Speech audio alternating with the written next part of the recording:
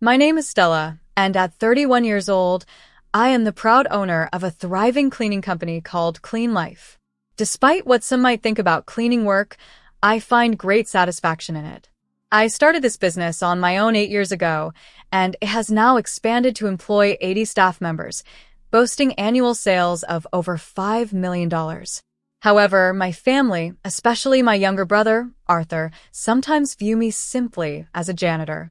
Arthur is 23 and is currently studying medicine at a prestigious private state university, where the annual tuition is $85,000. For the past 3 years, I've been paying for all his educational expenses that his student loans don't cover, as our parents are not in a position to afford it. I've always wanted to support his dream of becoming a doctor. Reflecting on our childhood brings back vivid memories. I can still recall the moment I first held Arthur in the hospital waiting room when I was 10 years old. "Stella, this is your brother, Arthur," my mother whispered as I cautiously held him. The warmth of his tiny body is a sensation that remains with me to this day. "Please help take good care of Arthur," my father gently urged, instilling in me a lifelong sense of responsibility. Growing up, our parents worked hard to provide for us, my father at a local factory and my mother part-time at a grocery store. They endeavored tirelessly to shield us from hardship. After school, it was routine for me to look after Arthur, assist him with his homework, and prepare our snacks. Although we occasionally bickered, our bond as siblings was strong and loving. Arthur's ambition to pursue medicine was ignited one winter during his second grade when he fell critically ill with pneumonia. It wasn't just a cold as we first thought. It escalated quickly, leading to a frightening midnight rush to the emergency room. With both parents unable to leave work, I, then a high school student, skipped classes to be by his side. "Don't worry, I'm here with you," I reassured him as he lay struggling, hooked up to an IV and an oxygen mask. During his hospital stay, we shared a room with other patients, where I would often stay overnight to care for him. "This girl really takes good care of her brother," remarked an elderly lady in the room to a nurse. Arthur's admiration for the medical profession grew during this time, particularly after witnessing Dr. Vincent, a compassionate and skilled doctor, manage emergencies with calm and proficiency. On the day Arthur was discharged, inspired by Dr. Vincent's dedication, he expressed his determination to become a doctor. Dr. Vincent smiled warmly and encouraged him. "Then you'll need to study hard and always remember to be kind." Arthur looked at me and added, "Yes, I'll do my best while learning from my sister." As we left the hospital, Arthur glanced back at the ward and promised, "Stella, I promise I will become a doctor and help those in need." His resolve and the sparkle in his eyes were clearer than ever. That challenging experience not only shaped Arthur's career aspirations, but also strengthened our sibling bond, reminding us of the enduring support and care we have for each other. After high school, I started working part-time in the cleaning industry to support our household and save a bit for my own future educational needs. Initially, I felt a bit embarrassed about the job, but I quickly learned that cleaning involves meticulous, often unseen efforts and distinct skills. My first gig was at a small local clinic. I would arrive early in the morning to polish the waiting room floors, wipe down the windows, and scrub the toilets. One day, the clinic director expressed his gratitude, saying, "Thanks to you, Miss Stella, our patients can receive their treatments in a comfortable environment." His words significantly shifted my view of cleaning. Another memorable compliment came from a patient who remarked, "The place looks brand new after you clean it up, Stella." These affirmations of my hard work are something I still hold dear. After graduating, I secured a position with a large building maintenance company. I was drawn to the role because I believed in the underlying principle that cleaning supports people's everyday lives. During my time there, I learned various cleaning techniques and management skills. By my second year, I was managing the cleaning of a large commercial facility, overseeing a team of over 250 staff members. The work was intense, starting before dawn, and often extending late into the night.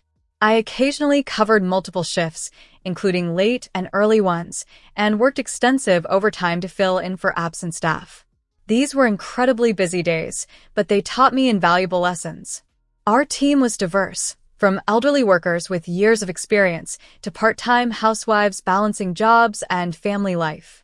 Listening to their stories in the break room, elderly employees struggling physically and housewives juggling shifts and childcare responsibilities, I started to envision running my own business. I wanted to create a better work environment for my colleagues, one that would support their lives as much as they supported others through their cleaning. Encouraged by an older colleague who noticed my dedication and attention to detail, "Stella, you are really suited for this job," I began to educate myself on business management. I read articles for budding entrepreneurs during my breaks and attended management seminars on weekends. Gradually, the dream of starting my own business began to take shape. Meanwhile, my brother Arthur, then in middle school, was ardently pursuing his dream of becoming a doctor. He consistently excelled academically. His desk was always piled high with textbooks and workbooks. Despite our tight family finances, which made private tutoring unaffordable, Arthur remained undeterred. He would arrive at school before anyone else and stay late in the library to study. On weekends, he was at the state library from opening to closing. "Arthur, you're working so hard every day. You'll surely become a wonderful doctor," our mother would say with a mix of pride and melancholy. During his high school entrance exams, Arthur aimed for a school known for its high academic standards. His dedication during this critical period was as intense as my commitment to my career, both of us driven by our ambitions and the desire to make a meaningful impact in our chosen fields. I was determined not to let Arthur abandon his dreams. "Don't worry, I'll support you with everything I have," I assured him, using my earnings to buy him reference books and secretly treating him to snacks when he looked exhausted. On the eve of his exam, I stayed up with him, soothing his anxieties. "Stella, what if things don't go well tomorrow?" he worried. "Don't stress, Arthur. You've prepared well," I reassured him. The relief and joy of seeing his examination number on the pass list are etched deeply in my memory. When he found out he passed, Arthur hugged me, tears in his eyes, saying, "It's all thanks to you, Stella. Thank you so much." At 27, fueled by a desire to forge my path, I resigned from my job to start my own cleaning company. I had managed to save $470,000 from my part-time jobs and years of work. Armed with a business plan, I approached various banks, but none took me seriously. The cleaning industry has a low entry barrier and too much competition, they said. Starting a business as a woman is still seen as a risk. Despite these discouraging words, I persisted. My first contract came through a recommendation from a former colleague. It was a basic cleaning job at an elementary school where her friend worked. The pay wasn't great, but it marked the humble beginning of my business. "Miss Stella, you clean so meticulously. We're grateful to have you," the vice principal commented. His appreciation led to another job, cleaning an office building managed by the PDA president. I worked tirelessly, managing the on-site tasks during the day and handling accounting and sales at night. During a late-night cleaning of an office, an employee who was also working overtime approached me. "Miss Stella, it must be tough working so late every day," he noted. "No, I'm happy to help," I replied. That brief interaction led him to recommend my services for his company's office cleaning. Gradually, more job offers came in, and I was able to hire a few employees. My company started to thrive. Then, one day, a life-changing call came. "Stella, I got into medical school," Arthur exclaimed over the phone. His dream had come true. I couldn't contain my excitement and rushed to the university during a work break. When we found his name among the accepted students, we hugged and rejoiced together. However, our parents' expressions were mixed.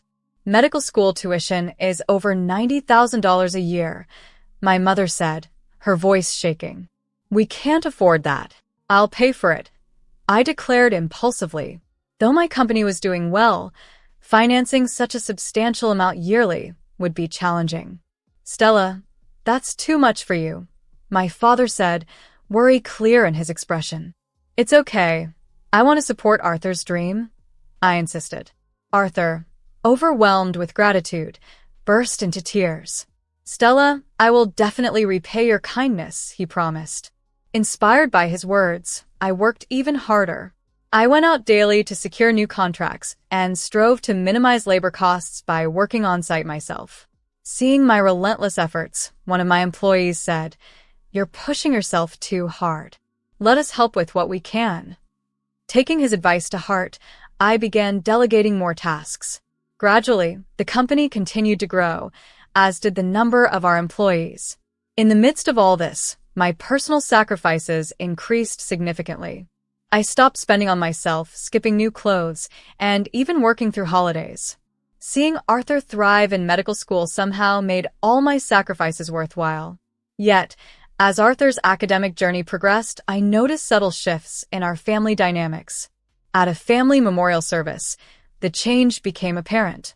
Our Arthur has been accepted into medical school, my mother boasted to every relative. Her stories were met with praises like impressive and how commendable, which visibly swelled her pride. However, when asked about me, her response was lukewarm. "Is Stella still in the cleaning business?"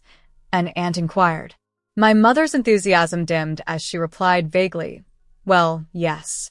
My father's behavior altered too. He began boasting about Arthur's aspirations to become a neurosurgeon at his weekly chess gatherings, reveling in the admiration of his peers. This praise seemed to bolster his ego. One evening at dinner, as I discussed a potential new contract for my business, my father interrupted, "Stella, how long do you plan to keep doing that kind of job?" My mother added, "Right, Arthur's classmate might introduce him to a medical office job. It's much better than cleaning." Their words, reducing my career to just cleaning, stung deeply. As Arthur excelled in medical school, our parents' pride escalated. They began to share his achievements with neighbors and during his hospital internships, boasting, "Our son is so well regarded by the doctors, he might stay on at the university hospital." My contributions, particularly how I financed his education, seemed to fade from their narrative. During the end-of-year cleaning, as I tried to impart some professional cleaning tips, my mother's hesitant look told me everything. "Stella, it seems this kind of job suits you," she remarked, a hint of resignation in her tone. My father even started planning his retirement around Arthur's anticipated earnings, speculating, "Once Arthur becomes a doctor and works at a big hospital, he'll easily make over $320,000 a year." Home conversations increasingly revolved solely around Arthur. I felt as if my existence was slowly being erased. At family gatherings, discussions about my business were swiftly overshadowed by updates about Arthur. "Stella is managing," my mother would say briefly, quickly shifting to, "But Arthur?" A turning point came at a neighborhood Christmas party. "Your son is in medical school? That's really impressive," a neighbor commented. My mother responded with evident pride, "Yes, perhaps it's a result of our upbringing. We've inspired him to pursue a dream in healthcare." I was taken aback by her words, feeling as though my daily efforts and financial sacrifices had been completely overlooked. Frustrated and feeling undervalued, I decided it was best to distance myself from my family home. This decision allowed me to maintain a relationship with them without the constant overshadowing of my contributions. However, a significant event soon disrupted our family dynamic further. It was during the autumn of Arthur's senior year that he began dating a fellow medical student, Maya. She was the talented and beloved only daughter of a family that owned one of the top general hospitals in Boston. Arthur was enamored. "Maya is amazing, but I'd like to know more about her. Can you introduce me sometime?" I asked him during a call. Yeah, sure, but it's exam period now, so maybe later," he replied. This promise repeated over the years, yet I never got the chance to meet Maya. Initially, I wasn't too concerned, understanding the hectic nature of medical school life. Though work kept me occupied, an unsettling feeling began to creep in regarding my brother, Arthur, and his relationship with Maya. One evening, while heading home from a long day, I unexpectedly caught sight of Arthur and Maya chatting animatedly in front of a high-end restaurant. Just as I was about to approach them and say hello, Arthur's demeanor abruptly changed. He quickly ushered Maya inside, deliberately ignoring my presence. Confused and hurt, I couldn't understand why my brother seemed to be avoiding me. Then came the disconcerting phone call from my mother about our upcoming family Christmas party, an event steeped in tradition and one I had never missed. Her voice was heavy with hesitation. "Maybe it's better if you don't come this year," she suggested. Shocked, I struggled to comprehend her words. The Christmas party had always been a time of joy for us. My mother's homemade cakes, my father's dress as Santa Claus, and the special moments of sharing handmade gifts with Arthur. It was more than a celebration. It was a reaffirmation of our family bonds. "What do you mean?" I asked, trying to mask the hurt in my voice. "Well, Arthur is bringing Maya, and her parents will be coming too," my mother explained, her tone uneasy as if she was withholding more. That moment triggered a flood of memories. Nights spent caring for a feverish young Arthur, supporting him through his middle school entrance exams, and the countless sacrifices I had made for his future. These memories now seemed like relics of a distant past. Ironically, I had already met Maya a few months earlier under quite memorable circumstances. It happened on the day of a cleaning service bid at the General Hospital. After presenting my bid alongside other contractors, I was reviewing documents for the next project in the hallway when a hurried woman nearly collided with me. "Oh, I'm sorry," she said, apologizing profusely. She looked familiar, and as I glanced at her name tag, it read Maya. Realizing she was Arthur's girlfriend, I introduced myself. "Are you Arthur's?" I asked.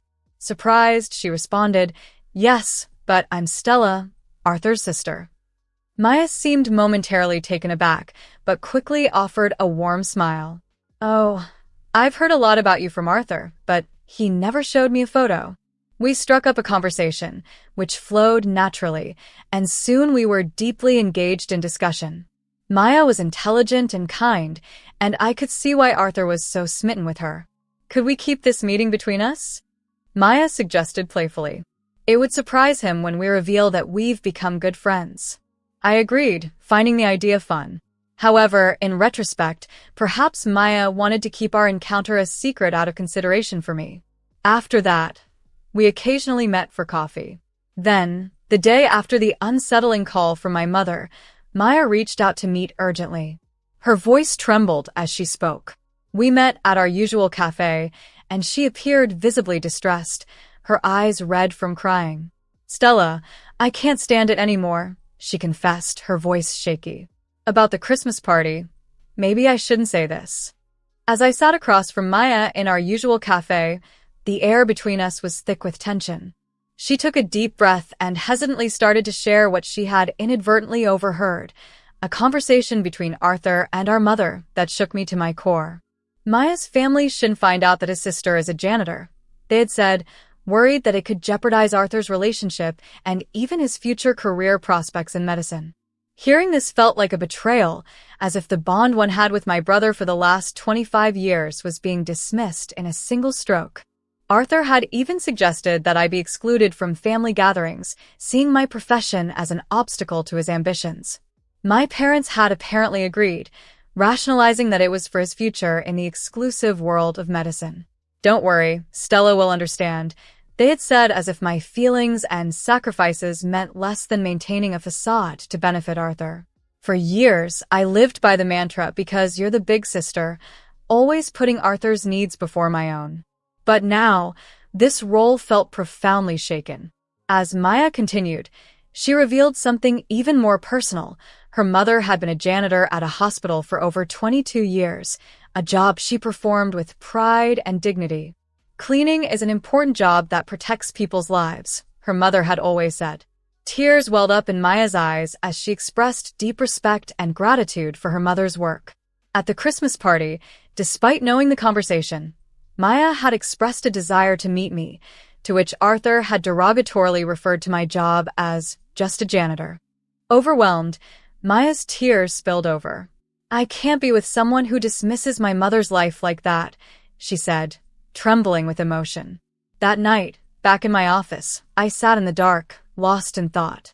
The computer screen in front of me displayed the payment history for Arthur's tuition, over $90,000 paid over 5 years, not counting the additional loans I had taken out to cover his living expenses and tuition gaps.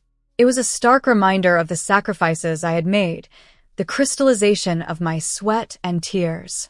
Looking out the office window at the lonely nightscape, the phrase, "a janitor's sister," echoed hauntingly in my mind. But I am proud of my job. I support people's lives and maintain their environments.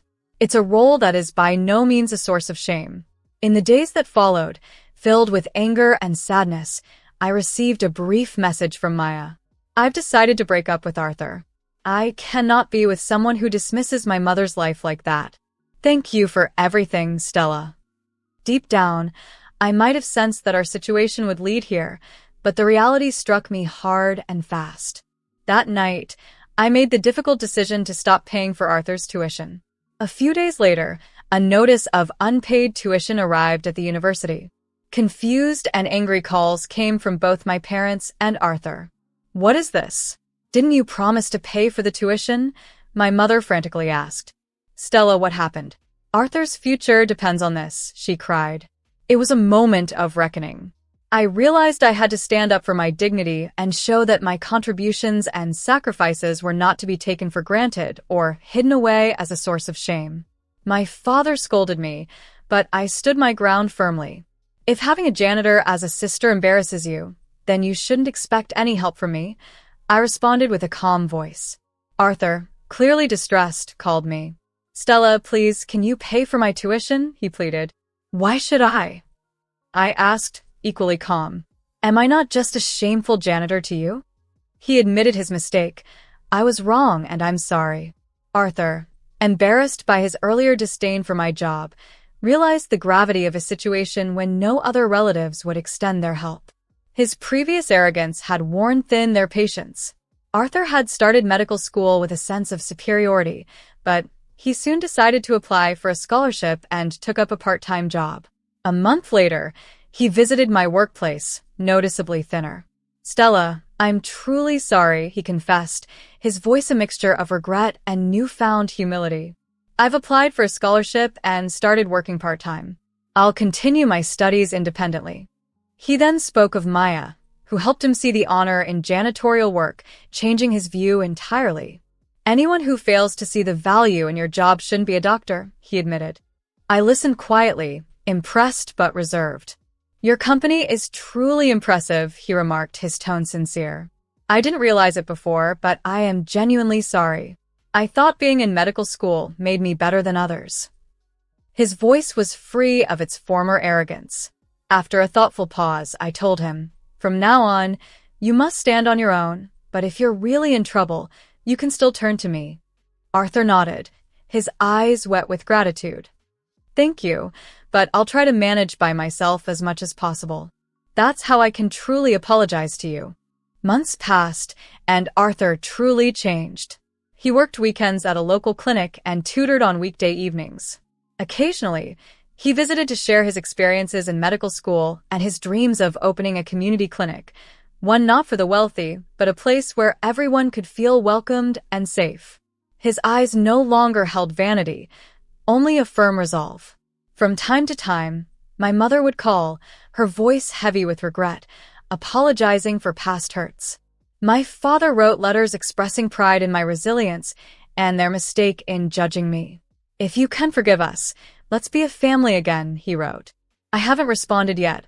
I need time, but I believe that one day we might reconcile.